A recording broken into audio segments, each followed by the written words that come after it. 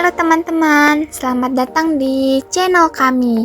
Kali ini kita akan membahas topik yang penting banget loh dalam dunia kerja, yaitu tentang kompensasi.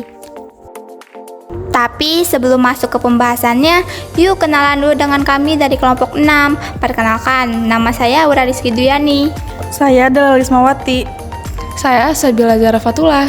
Saya Intan Permatasari.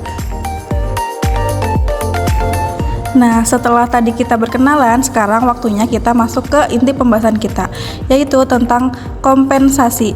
Kita bakal bahas dari konsep dasarnya, cara menganalisis struktur kompensasi, sampai isu-isu strategis yang sering terjadi dalam penerapannya. Untuk pembahasan pertama akan disampaikan oleh Aura. Silakan Aura. Terima kasih Dela.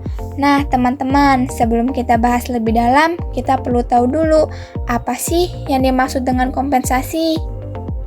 Jadi, kompensasi itu adalah semua bentuk balas jasa yang diberikan perusahaan kepada karyawan atas kontribusi dan hasil kerjanya.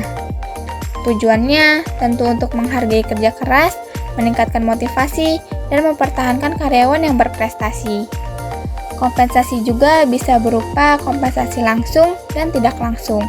Nah, kalau kompensasi langsung itu seperti gaji, bonus, atau insentif. Kalau kompensasi tidak langsung seperti tunjangan, cuti, atau fasilitas kerja lainnya. Nah, itu dia konsep dasar kompensasi. Selanjutnya, Intan akan menjelaskan bagaimana proses analisis dalam merumuskan struktur kompensasi. Silahkan Intan. Terima kasih Aura. Jadi, untuk menentukan struktur kompensasi yang adil dan kompetitif, perusahaan harus melakukan beberapa langkah analisis. Pertama, melakukan analisis jabatan untuk mengetahui tanggung jawab, beban kerja, dan kualifikasi setiap posisi. Kedua, evaluasi jabatan dilakukan untuk menilai nilai relatif antar jabatan dalam organisasi. Ketiga, perusahaan juga perlu melakukan survei upah agar tahu standar gaji di pasar.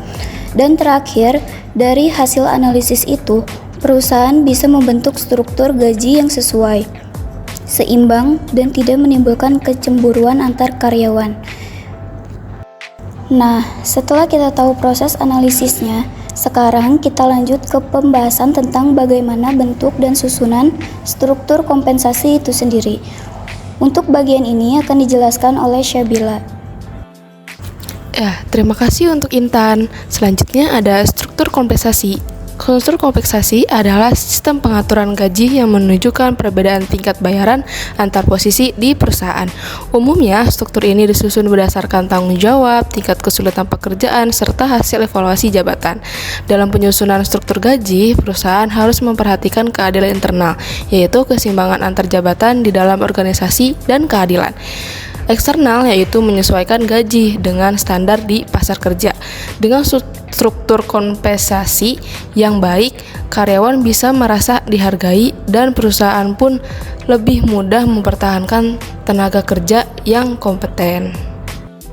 Selanjutnya, kita akan bahas beberapa isu strategi yang sering muncul dalam pengolahan kompensasi. Dela akan menjelaskan lebih lanjut.